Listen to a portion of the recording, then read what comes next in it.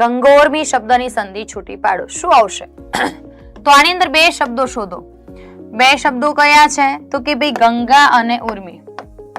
ગંગા અને ઉર્મી.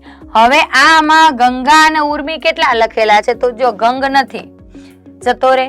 ગંગો વત્તા અર્મી ના આવે. હવે સી અને એ બંનેમાંથી કોઈક આવે. હવે જુઓ બે શબ્દો છે તો અહીંયા ગંગા શબ્દ તો મળી ગયો, ચલો બંનેમાં ગંગા છે, અહીંયા ગંગા છે ને અહીંયા ગંગા છે. ડખો આ ઉર્મીમાં છે.